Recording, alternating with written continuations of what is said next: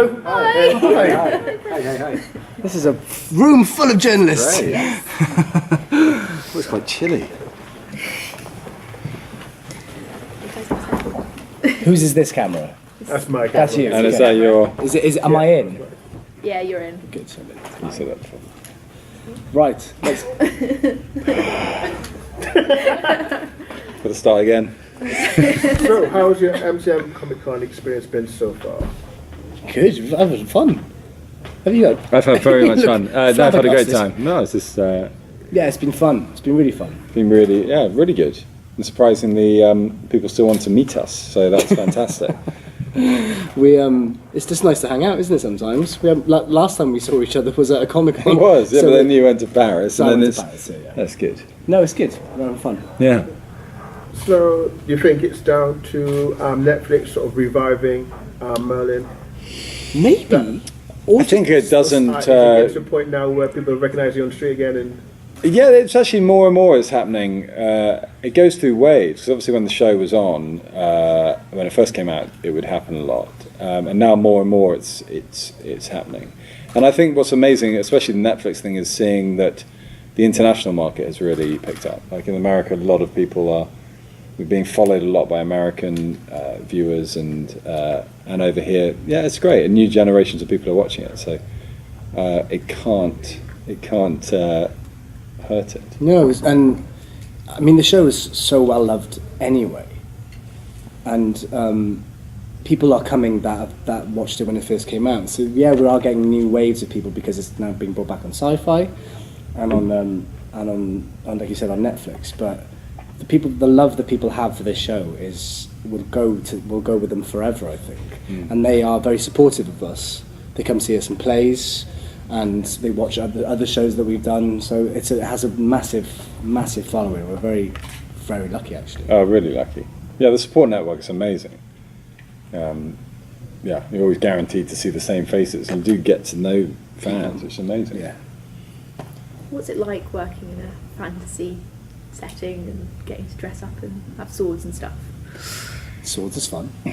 Which I've said again this before, but it's like you as a child, you do have sword fights, and you always kind of watch fantasy shows and go, that'd be really cool, and you have bad sword fights, which is kind of just banging sticks together, and then when you actually get to do it, that part of you never goes away. Or you may think it has gone away, but you just regress back to being in awe of being able to have sword fights and being a knight and living in this fantasy world, which more and more places like here, you see that everyone kind of loves that world, and when you're a part of it, it's extraordinary. I mean, Merlin did incorporate a lot of green screen, but not so much. We actually did get to film in pier form with this amazing castle that doubled as Camelot. We are actually on horses. We are actually wearing chainmail. So a lot of the fantasy element for an actor is actually a reality. Chatting in a chainmail, you're on a horse, you do have a sword, you are in front of a castle. There are red cloaks. There is a guy called, it's not that much of a jump for you. But the whole thing's not green screen. We're having to imagine everything. So we are getting to play. We're getting to be grown-up children, and play and getting paid for it, and getting to work with our mates and fun scripts. And Merlin never took itself too seriously anyway, so it allowed us as actors to not take ourselves too seriously as well. And it's really fun, really fun.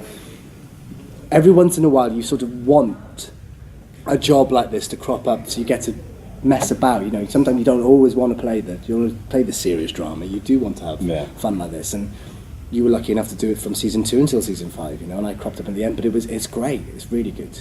And you don't kind of realise until it's finished how brilliant. Like you do, it's overwhelming. Like every time I went back to France to film, more and more people will be watching, the fans, because in France you can come, and then by the end it was season 5 was like it's like you're a band. Yeah, you kind of walk out of the taxi and people go crazy, and I think because fans were able to watch it being filmed, they felt a huge part of it, and it was only afterwards you go, wow, that is really unique. And the fact that people are still loving shows, because I've been lucky that I've done a lot of work since and before, and nothing is ever quite like it, that kind of fandom that people invest, and the gifts we get and the scripts people have rewritten about what seasons 6 and 7 should be like, and they're so invested in the characters and us as people, and it's extraordinary, and you see it now through Game of Thrones and all these things, and being to Comic Con, seeing who people want to meet. But it's an amazing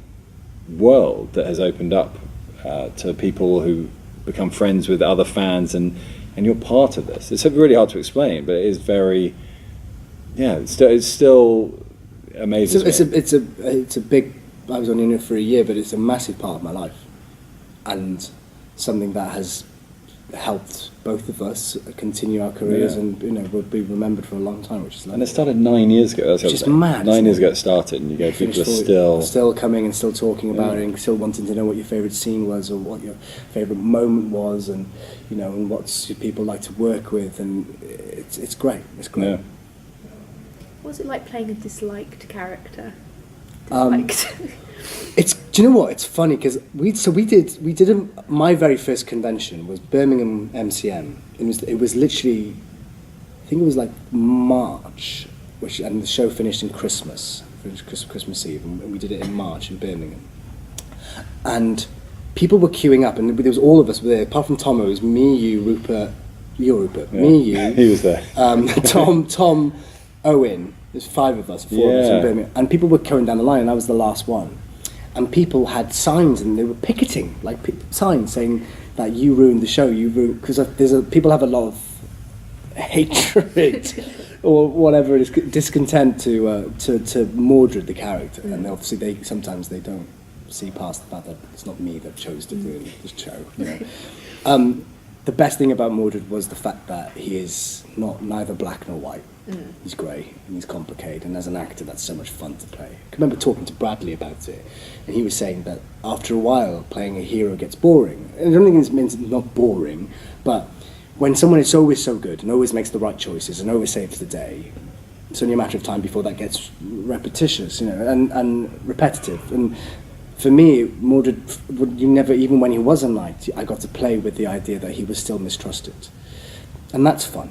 And as an actor, you always look for the grey. You always look for the moral compass bit, the ambiguousness of that. Because that's as an actor, that's the bit where you can really get your teeth into. If he's good or bad, but there's the bit in between, and that's what I love. And I always say to people, Mordred is complicated.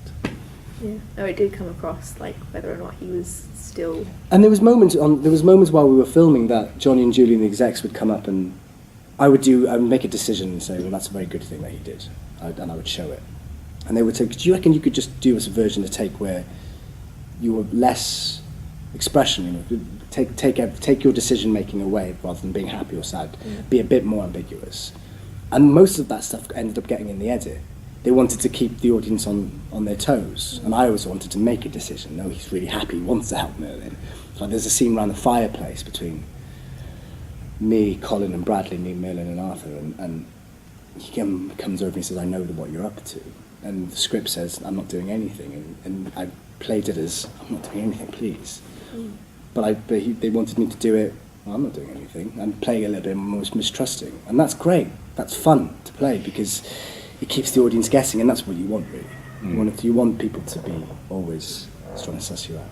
But also, I think what you did so well is bringing the audience kind of root for you in a way, and it does confuse them. That's the most exciting that episode thing. with Kara, Drawing of the Dark, which is episode 11, I think, of season 3.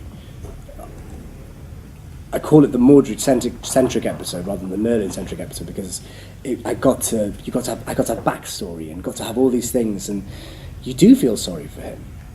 So that's what you want, really. You want to take the audience on a ride with you, don't you? And I was really lucky, actually, that in season 5 they wrote Mordred well. Sometimes you turn up in shows and you get promised the world. You get you're going to be a great big character and your storyline's important, and either they lose faith in you or they lose faith in the character or whatever, or something else takes their preference. But they looked after Mordred for me, Johnny and Julian and the writers and the directors. They really cared about his story, and sometimes there were some episodes where I didn't even appear, but there was mentions of him. They kept the audience. So very lucky, actually. And obviously he's so important to the mythology, Mordred, the character. Everyone knows what happens at the Battle of Camlan. Everyone knows that. So it's about how you get the audience there, and I think they did. I think I have never had any complaints about the way Mordred was presented on screen, so it's good. Obviously, one of the things that Merlin is probably best known within the fandom is obviously the Arthur and Merlin pairings. Yeah. And the sort of things that go with that. Seeing Katie McGrath, head of Supergirl, where she's now one half of another same-sex pairing. I sort of think, what do you think about that? And think about Katie, or think about the Merlin romance? Both really. Bromance. And I know that Katie's made statements in the meeting where she's very open, and she says it's down to the fans. It's whatever the fans want. So I just want to get what were your thoughts? I said it. I did a famous interview before Christmas when I was doing it, and I said that it's a beautiful love story between two men. That doesn't necessarily mean the love that you can imply. It's not that at all.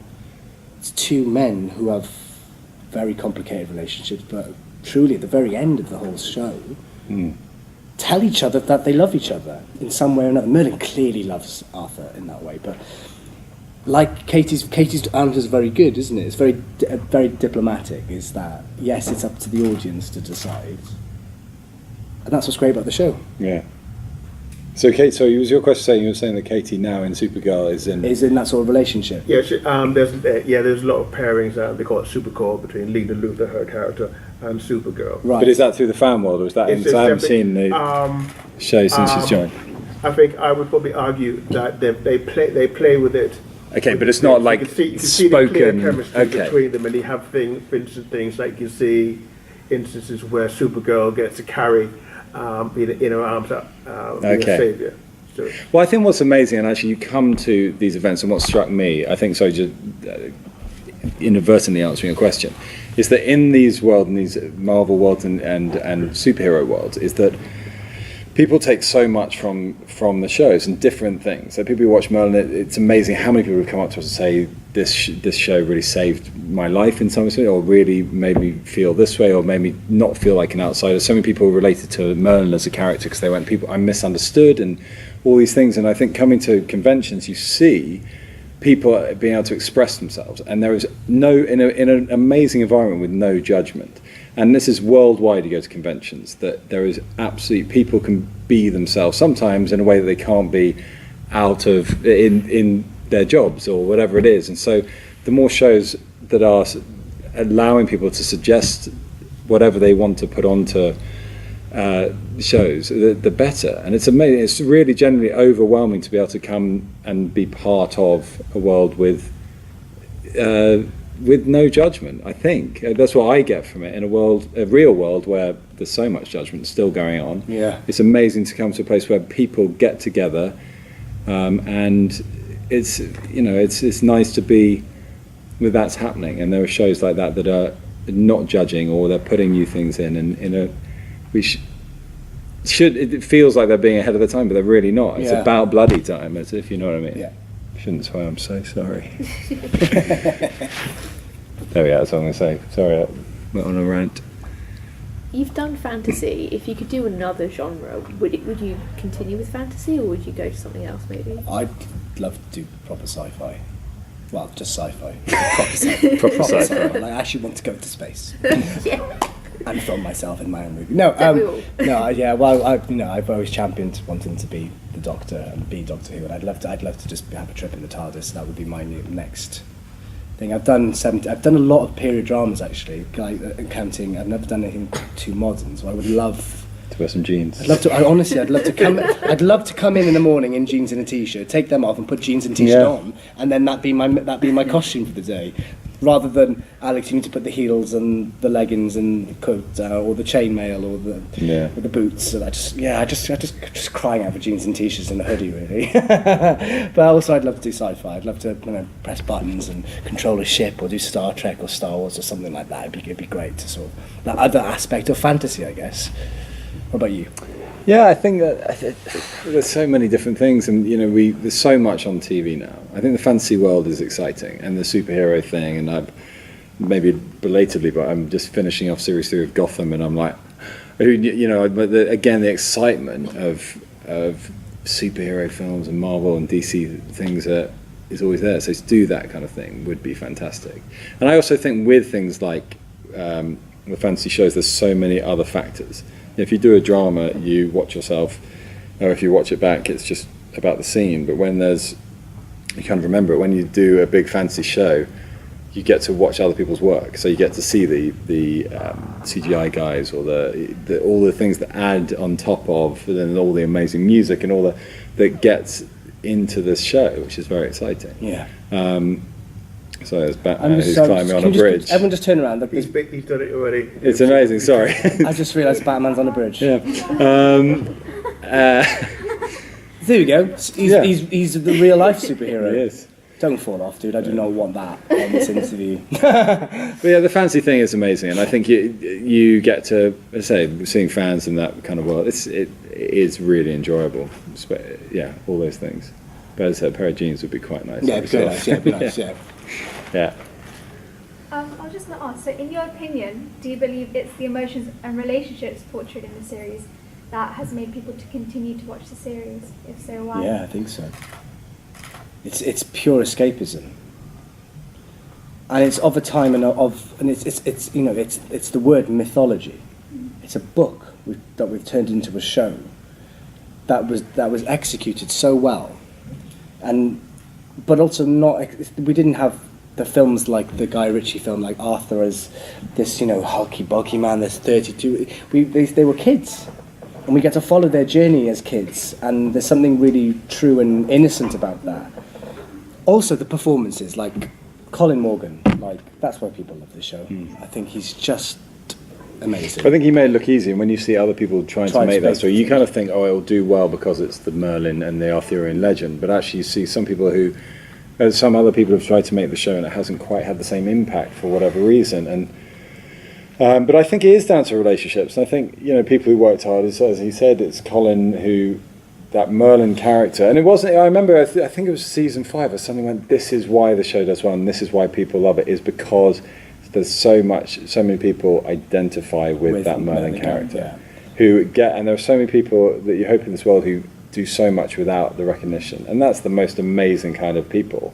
As much as people try and do a good thing, they want to make sure everyone knows they have. But the people who do it with and save the day, but don't want the recognition. Yes. And it is the relationships and the group of the knights. We were a lot of the times we would be the first scenes to be cut, and it was those relationships. It was all of us getting on that the audience liked, and the Merlin and Arthur relationship, the Morgana and the Luther, Arthur and the dad all relationship. That, I mean, and complicated. it's and any show that lasts 5 years means that it has an audience that love it, an audience that will follow it. And some shows don't even make it past some shows don't even make it to the end of filming before they get cut, and it got something right. And I think for me it's the innocence that it has that's amazing, and some bits it didn't get quite right, but it was learning as a show, and and the fact that it's got a new audience on Netflix is amazing, and the fact that Sci-Fi are bringing it back is amazing, and it proves time and time again that the show is a success. Yeah, and the fact that it was genuinely the last show I can remember being a Saturday night family TV thing. When I was a child watching the A-Team, I think it was, with my family, it was amazing, and we're watching. It was a time where people come together, and don't get me wrong, I love the X Factor, and it's a time. It's a guilty pleasure, and before you know it, you're watching it all, but it's not. There's a distance. You have to put so much. And when the family come together, and everyone from children to adults, everyone gets something out of it. It's not. A lot of parents go, I better watch this because my children like it, but that everyone got something out of it. And it's amazing now, still seeing people who were 11 when the show started. They're now 19, going, I've got such. It's still a fantastic show. And it's that TV. It's family. It's getting people in front of a TV and communicating in good innocent drama. It was really fun. Yeah. Cool. Done. Yeah. Got nothing else. No, I just thought we had to wrap up. It's fine. Cool. Thank you very, very much, guys. Have you got a question? Have you got a question? What's that? How do I feel being my character? When playing Mordred, I loved all the magic-y bits that I got to do. That was towards the end. That was the fun bit. I really enjoyed it, apart from the end when I had to go evil. That I didn't like being evil. What about you? I think I again loved being a really kind of tough knight wearing chainmail and feeling very protected, because in real life I would never be quite so Manly. But yeah, when you got the sword, I remember there was a director of one of the shows and he was a bit mean to me, and I remember having a word. Someone said, you should talk to him because he's been a bit rude, and I was like, I can't. He said, do it. And I went, fine. And I went up and I found myself, because I had a sword and my chainmail, and I was able to go, you really upset me. And he was like, I'm sorry, I'm really... And I was like, if I turn up my jeans... Like this, you just push yeah, you be in. like, can you not talk to me and don't look me in the eye? Stand like that. He was like, okay, I'll never do it again, please. It was great. So yeah, I really liked it. It was very cool. Can I ask one more question? Yeah? Because I got to go, haven't you? You have, no minutes. No minutes. Do you want to ask it quickly? Quickly, go. If it's not a difficult one. Is it seeing everyone today? You obviously saw a lot of people who are fans of your characters. So I just wonder, how does it feel to be receiving that attention today? That's why we turn up. No, it's lovely. nice. It's lovely, and it's the show's all about love, and we keep getting in. When you said it earlier, we have this fear, don't we, of turning up to something like this, whether it's me and Rupes or Tom and Rupes or whatever, all of us as the Knights. We have this fear that it's been 4 years since the show finished. We have this fear that the doors are going to open, that there's going to be no queues, we're going to be sat there, and okay, it's done, but there's still people out there, and they still want to come see us, and that's. I mean, there's a lot who come touching. up. The first few were like, hi, I didn't watch the show, but my friend really likes it. Could you sign this? We're like, is anyone here actually seeing it? But no, it's amazing. Thanks, guys. It's amazing. Cheers. Pleasure Thanks to very meet you much. all. Thank you. Thank you.